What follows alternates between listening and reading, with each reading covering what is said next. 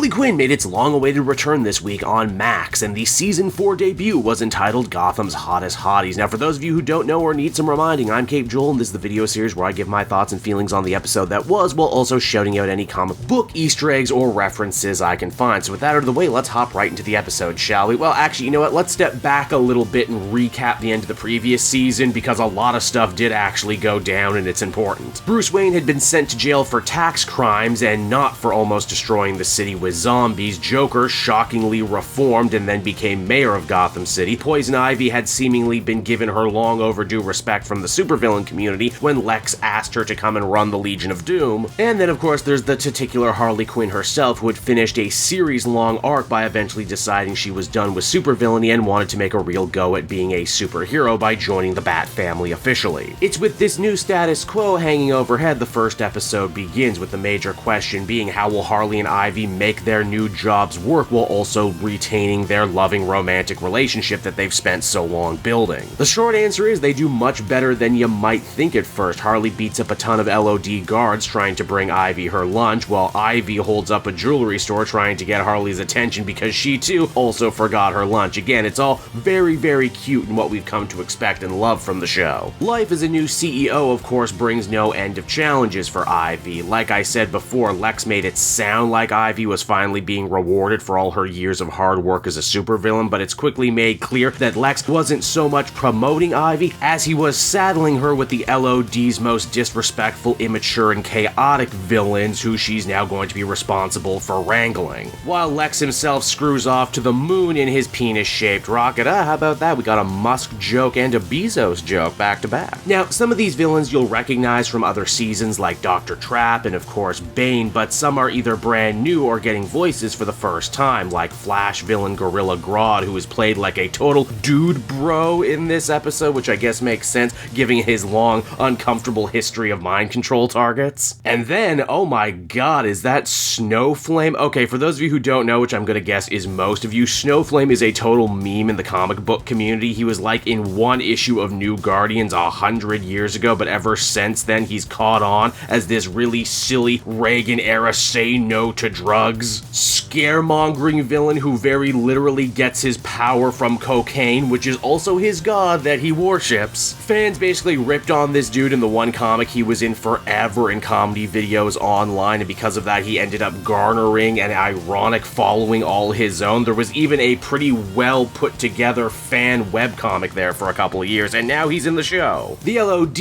as we have seen time and time again, is a boys club, and because of that they don't respect Ivy right out of the gate because she's a woman. Ivy tries to placate her new employees by being quote-unquote fun and cool, going along with all their bad ideas, even at the expense of her own concept of socially conscious supervillainy. A fact of which only serves to bite her in the ass when silly Bane of all people blows up the oil rig that she wanted to blow up to send a message. Harley, we see, is also struggling with her new job. Being a hero means leaving behind her whole life and everything that came with it, minus Ivy, of course. We actually get a really clever little bit where Harley tries to start reading the hot new superhero magazines only to be greatly bored by the subject matter. And hey, if you're a fan of comic book art like I am, you're gonna love that all these Wonder Woman covers totally reference real famous Wonder Woman covers. They just added salad to them is all. Another thing Harley can't quite wrap her head around about being a hero is just how damn passive the members of the Bat family are when it comes to fighting crime. They don't stop bad things at their source, they just wait for bad things to happen so they can act. A fact of which I'm sure will be a major driving force of conflict as we continue this season. Then of course there's still the hanging plot thread of Bruce. Plenty of people in the city feel that the Bat family is not up to defending Gotham, and when Alfred and Damian go to Blackgate to try and visit Bruce,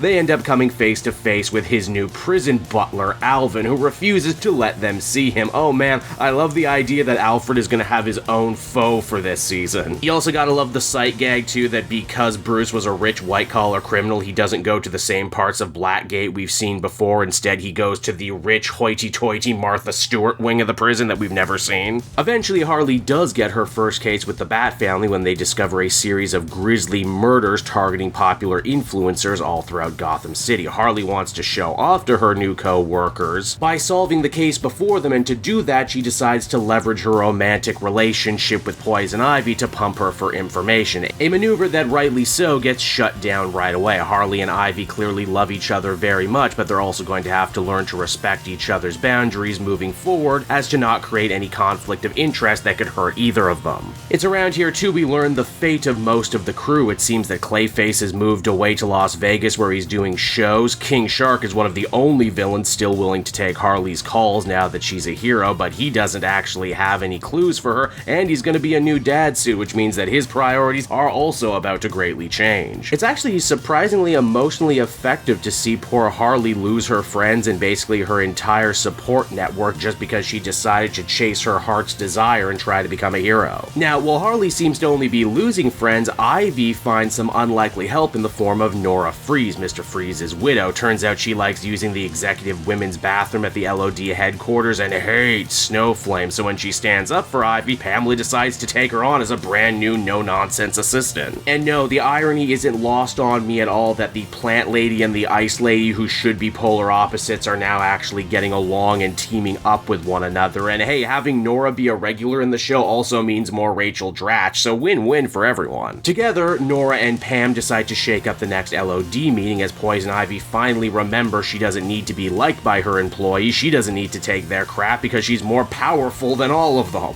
In fact, that's kind of a recurring theme with Poison Ivy's character all throughout this show. She's the most powerful and yet she's also somehow the most neurotic. And after all, power really is all these villains seem to understand and respect, and it only takes Ivy laying down the law one time for all of them to slowly but surely start getting into line. Now, unlike the rest of the Bat family who are way too obsessed with training and vigilance, Harley actually has a social life and actually knows a thing or two about social media, and because of that she's able to figure out what they never could, and that is that the mystery killer is hunting people from the Gotham's Hottest magazine and using their live streams to find out exactly where they're going to be. That means if Harley and the Bat family want to catch their man, they're going to have to lay a trap using Nightwing, who actually came in number 2 on the hotties list thanks to his famous can. No, really, that's a long-running joke in comics and one that artists love to play into, that Nightwing has one of the most sought-after backdoors of all. The trap works a little too well, and we learn that the killer is none other than Professor Pig, here played to creepy perfection by Tom Hollander, the same guy who does Alfred's voice. Pig is actually a fairly newer Batman villain, by which I mean he was only introduced in 2007 and not like the 40s. And to his credit, he's actually managed to stand the test of time where so many other new comic book villains do not. Hell, the show even remembers his creepy hench creatures, the Dolotrons, that he maybe only used in his first couple appearances, then never again. Proof positive, if you needed it, that the writers of the Harley show absolutely do know their comic book stuff and that all the humor actually does come from a place of real knowledge. By working together, Harley and the Bat family are able to beat Professor Pig and save Nightwing before he can have his ass amputated. The only problem is Harley doesn't know when to stop beating up a villain and ends up killing Professor Pig to the shock of Batgirl and the rest. Man, Harley sure does love bucking trends by killing villains and actually leaving them dead. Heck, when she went through her phone earlier on in the episode, we saw that most of her contacts, most of the classic Batman villains, are already dead. But wait, we're not done yet, because it wouldn't be a superhero story without a little stinger. We see a mysterious woman watching the goings-on in Gotham City with Harley and Ivy, seeking to imply that maybe she's pulling their strings from afar. We don't actually get to see this person's face, but I think it's safe to assume that they're Talia al Ghul, Batman's former lover, and Damian Wayne's mother. And so that was Gotham's Hottest Hotties, everyone, and I felt it was an enjoyable, fast-paced return to the world of Harley Quinn, one that does a solid job setting up multiple different fun storylines that we're going to be following for the rest of the season. Will Poison Ivy be able to break the glass ceiling of organized villainy, or will she see herself become corrupted or even compromising on her big dreams of making the world a better place through socially conscious supervillainy? She might need to build a crew of her own, and I think that will be interesting to explore. Furthermore, can Harley unlearn her lifetime of supervillainy and become a hero that Batman would be proud of, or is she just too much of a rebel to ever let herself truly be put into such a box? Will her love life with Ivy be able to survive all these new pressures and responsibilities?